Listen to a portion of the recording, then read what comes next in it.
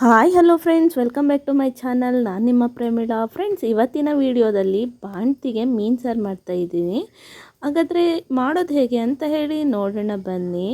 ಬಾಣ್ತಿಗೆ ಎಲ್ಲ ಐಟಮ್ಸು ನಾರ್ಮಲ್ಲಾಗಿ ತಿನ್ನೋ ಎಲ್ಲ ಐಟಮ್ಸು ಹಾಕೋದಿಲ್ಲ, ಹಾಗೆಯೇ ಎಲ್ಲ ಮೀನನ್ನು ಕೊಡೋದಿಲ್ಲ. ನೋಡಿ, ಈಗ ಮಳೆಗಾಲ ಆಗಿರೋದ್ರಿಂದ ನಮ್ಮಲ್ಲಿ ಕೆರೆ ಕೋಡಿ ಕಲೆಗಳಲ್ಲಿ ಕೂಣಿ ಹಾಗೆ ಜಲ್ಡಿ ಬಲಿ ಹಾಕಿದರೆ ಈ ಥರ ಚಿಕ್ಕ ಚಿಕ್ಕ ಮೀನುಗಳು ಸಿಗ್ತವೆ.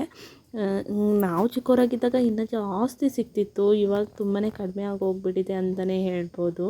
ನೋಡಿ, ಈ ಥರ ಮೀನು ಸಿಕ್ಕಿತ್ತು. ಇದೆಲ್ಲ ಮೀನನ್ನು ಬಾಣ್ತಿಯರಿಗೆ ಸಾರು ಮಾಡಿಕೊಡೋಕ್ಕಾಗಲ್ಲ. ನೋಡಿ, ನಾನಿಲ್ಲಿ ತೋರಿಸ್ತಾ ಇದ್ದೀನಲ್ಲ, ಈ ಮೀನನ್ನು ನಾವು ಬಾಣ್ತಿಯವರಿಗೆ ಸಾಂಬಾರು ಮಾಡಿ ಕೊಡ್ತೀವಿ. ಈ ಸಾಂಬಾರಿಗೆ ಏನೆಲ್ಲ ಇಂಗ್ರೀಡಿಯೆಂಟ್ನ ಹಾಕ್ತೀವಿ, ಹಾಗೆಯೇ ಹೇಗೆ ಈ ಸಾಂಬಾರನ್ನ ಮಾಡ್ತೀವಿ ಅಂತ ಹೇಳಿ ನೋಡೋಣ ಬನ್ನಿ. ನೋಡಿ, ನಾನಿಲ್ಲಿ ಮಸಾಲೆನ ರೆಡಿ ಮಾಡ್ಕೊತಾ ಇದ್ದೇನೆ. ಒಂದು ಚಿಕ್ಕ ಬಾಣಲಿ ಇಟ್ಕೊಂಡು ಅದಕ್ಕೆ ಪೆಪ್ಪರ್ನ ಹಾಕ್ಕೊತಾ ಇದ್ದೇನೆ, ಹಾಗೆಯೇ ಲವಂಗ, ಹಾಗೆಯೇ ಮೆಂತ್ಯನ ಹಾಕ್ಕೊತಾ ಇದ್ದೇನೆ. ಇದ್ರ ಜೊತೆಗೆ ನಾವು ಚಕ್ಕೆನ ಸೇರಿಸ್ಕೊತಾ ಇದ್ದೀವಿ. ಇದೆಲ್ಲನೂ ಬಾಣ್ತಿಯವರು ಸಾಂಬಾರಿಗೆ ಹಾಕ್ಬೋದು. ನೋಡಿ, ಈ ಥರ ಹುರ್ಕೋಬೇಕಾಗುತ್ತೆ. ಎಲ್ಲ ಕೆಂಪರವರೆಗೂ ನೀಟಾಗಿ ಈ ಥರ ಹುರ್ಕೋಬೇಕಾಗುತ್ತೆ. ಯಾವುದೇ ಅಡುಗೆ ಮಾಡೋದಿದ್ರೂ ಹುರಿಯೋದಕ್ಕೆ ಈ ಥರ ಕಬ್ಬಿಣದ್ದು ಬಾಣಲಿ ಹಾಗೆಯೇ ಕಬ್ಬಿಣದ ಹಂಚನ್ನ ಯೂಸ್ ಮಾಡೋದು ತುಂಬ ಒಳ್ಳೆಯದು. ಆಮೇಲೆ ಅದೇ ಬಾಣಲಿಗೆ ಒಂದು ಈರುಳ್ಳಿನ ಹೆಚ್ಕೊಂಡು ಹಾಕ್ಕೊಂಡಿದ್ದೀನಿ, ಹಾಗೆಯೇ ಒಂದು ಬೆಳ್ಳುಳ್ಳಿನ ನಾನಿಲ್ಲಿ ಹಾಕ್ಕೊಂಡಿದ್ದೀನಿ. ಬೆಳ್ಳುಳ್ಳಿನ ನಾವು ಯಾವತ್ತೂ ಸಿಪ್ಪೆ ಬಿಡಿಸಿ ಹಾಕ್ಕೊಳ್ಳೋದಿಲ್ಲ, ಫುಲ್ಲು ಸಿಪ್ಪೆ ಬಿಡಿಸಿ ಹಾಕ್ಕೊಳ್ಳೋದಿಲ್ಲ.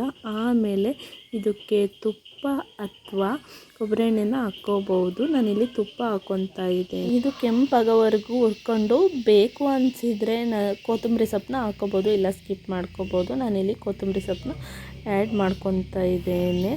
ನೋಡಿ, ಈ ಥರ ಕೆಂಪು ಆಗೋವರೆಗೂ ಹುರ್ಕೋಬೇಕು. ಕೊತ್ತಂಬರಿ ಸೊಪ್ಪು ಹಾಕ್ಕೊಂಡು ನೀಟಾಗಿ ಬಾಡಿಸ್ಕೋಬೇಕು ಹಸಿ ವಾಸನೆ ಹೋಗೋವರೆಗೂ.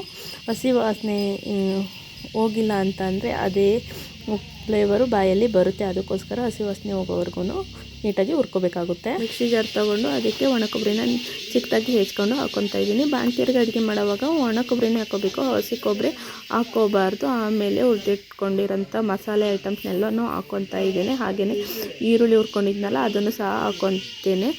ಆಮೇಲೆ ನೋಡಿ, ಒಂದು ಚಿಟಿಕೆಯಷ್ಟು ಅರಿಶಿನ ಪುಡಿನ ಹಾಕ್ಕೊತಾ ಇದ್ದೀನಿ. ಅರಿಶಿನ ಪುಡಿ ಮೀನು ಸಾರು ಮಾಡೋವಾಗ ಕಡ್ಡಾಯವಾಗಿ ಹಾಕ್ಕೊಳ್ಳೇಬೇಕು. ಹಾಗೆಯೇ ನೋಡಿ, ಚಿಲ್ಲಿ ಪೌಡ್ರನ್ನ ಹಾಕ್ಕೊತಾ ಇದ್ದೀನಿ. ರುಚಿಗೆ ತಕ್ಕಷ್ಟು ಚಿಲ್ಲಿ ಪೌಡ್ರನ್ನ ಹಾಕ್ಕೋಬೇಕಾಗುತ್ತೆ. ಇದು ನಾರ್ಮಲ್ಲು ಮೀನು ಸಾಂಬಾರು ಮಾಡಿದಂಗೆ ಒಂದೊಂದು ಇಂಗ್ರೀಡಿಯೆಂಟ್ನ ನಾವು ಹಾಕ್ಕೋಬೇಕಾಗುತ್ತೆ, ಹಾಗೆಯೇ ಸ್ಕಿಪ್ ಮಾಡ್ಕೋಬೇಕಾಗುತ್ತೆ. ಆಮೇಲೆ ನಾವಿಲ್ಲಿ ಧನಿಯಾ ಪುಡಿನ ಹಾಕ್ಕೊತಾ ಇದ್ದೇನೆ. ನೋಡಿ, ಧನಿಯಾ ಪುಡಿನ ನಾವು ಚಿಲ್ಲಿ ಪೌಡ್ರ್ ಹಾಕ್ಕೊಂಡಿರ್ತೀನಲ್ಲ, ಅದ್ರ ಅರ್ಧದಷ್ಟು ಧನಿಯಾ ಪುಡಿನ ಹಾಕ್ಕೋಬೇಕಾಗುತ್ತೆ. ಧನಿಯಾ ಪುಡಿ ಹೆಚ್ಚಾಗಿದ್ದರೆ ಧನಿಯಾ ಪುಡಿದೇ ಫ್ಲೇವರ್ ಬರುತ್ತೆ, ಅದಕ್ಕೋಸ್ಕರ ಧನಿಯಾ ಪುಡಿನ ನೋಡಿಕೊಂಡು ಹಾಕ್ಕೋಬೇಕಾಗುತ್ತೆ.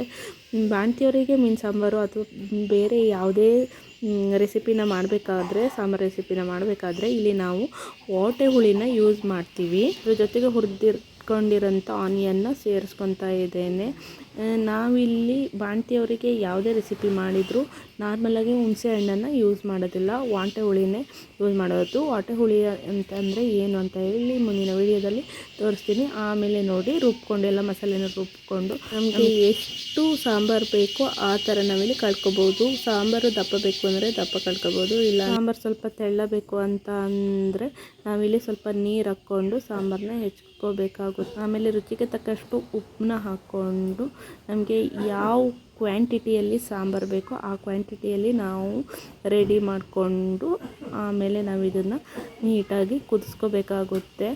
ಸಾರು ಕಳ್ಕೊಂಡ ತಕ್ಷಣವೇ ನಾವಿಲ್ಲಿ ಮೀನು ಹಾಕಲ್ಲ. ಮೀನನ್ನು ಸಾರು ಕುದಿ ಬರಬೇಕು, ಆ ಟೈಮಲ್ಲಿ ಇದಕ್ಕೆ ಮೀನನ್ನು ನಾವು ಸೇರಿಸ್ಕೊತೀವಿ. ಪ್ರತಿ ಮೀನು ಸಾರು ಮಾಡಿದರೂ ನಾವು ಇದೇ ಥರ ಪ್ರೊಸೆಸ್ನ ಫಾಲೋ ಮಾಡೋದು. ನೋಡಿ, ಸ್ವಲ್ಪ ಕುದಿ ಬಂದ ಟೈಮಲ್ಲಿ ಮೀನನ್ನು ಹಾಕ್ಕೋಬೇಕು. ಈ ಮೀನು ಆ್ಯಕ್ಚುಲಿ ಏನು ಹೆಸರು ಅಂತ ಗೊತ್ತಿಲ್ಲ, ನಮ್ಮ ಕಡೆ ಕೊರಬೆ ಮೀನು ಅಂತಾರೆ. ಈ ಕೊರಬೆ ಮೀನು ನಂಜಿರಲ್ವಂತೆ, ಬಾಣ್ತಿಯವರಿಗೆ ಕೊಡ್ಬೋದು ಅಂತ ಹೇಳಿ ನಾವಿವತ್ತು ಬಾಣ್ತಿಗೆ ಸಾರು ಮಾಡ್ತಾಯಿದ್ದೀವಿ. ನೋಡಿ, ಬಾಣ್ತಿಯವರಿಗೆ ಇದೇ ಥರ ಸಾಂಬಾರನ್ನ ಮಾಡಿ ಊಟಕ್ಕೆ ಕೊಡೋದು. ನಂಜಾಗಂಥ ವಸ್ತುಗಳನ್ನು ಹಾಕ್ತೇನೆ ನೀಟಾಗಿ ಈ ಥರ ಇಂಗ್ರೀಡಿಯೆಂಟ್ ಹಾಕಿ ಸಾಂಬಾರು ಮಾಡೋದು. ಇದಕ್ಕೆ ಬೇಕಾದ್ರೆ ಕರಿಬೇವು ಸೊಪ್ಪನ್ನ ಹಾಕ್ಕೋಬೋದು, ಇಲ್ಲ ಅಂತ ಅಂದರೆ ಸ್ಕಿಪ್ ಮಾಡ್ಕೋಬೋದು. ಮೀನು ಸಾರಿಗೆ ಹಸಿ ಕರಿಬೇವು ಸೊಪ್ಪು ಹಾಕ್ಕೊಂಡ್ರೆ ತುಂಬ ಚೆನ್ನಾಗಿರುತ್ತೆ ಅಂತಲೇ ಹೇಳ್ಬೋದು. ನೋಡಿ, ರೆಡಿ ಆಯಿತು ಬಾಣ್ತಿಯ ಸಾರು. ಈ ವಿಡಿಯೋ ನಿಮಗೆ ಇಷ್ಟ ಆಗಿದರೆ ನನ್ನ ಚಾನಲ್ನ ಸಬ್ಸ್ಕ್ರೈಬ್ ಮಾಡಿ, ಲೈಕ್, ಕಮೆಂಟ್, ಶೇರ್ ಮಾಡಿ, ಸಪೋರ್ಟ್ ಮಾಡಿ ಅಂತ ಹೇಳ್ತಾ ಇವತ್ತಿನ ಮುಗಿಸ್ತಾ ಇದ್ದೇನೆ. ಟಾಟಾ ಬಾಯ್ ಬಾಯ್. ನೆಕ್ಸ್ಟ್ ವಿಡಿಯೋದಲ್ಲಿ ಮೀಟ್ ಮಾಡೋಣ ಫ್ರೆಂಡ್. Take care.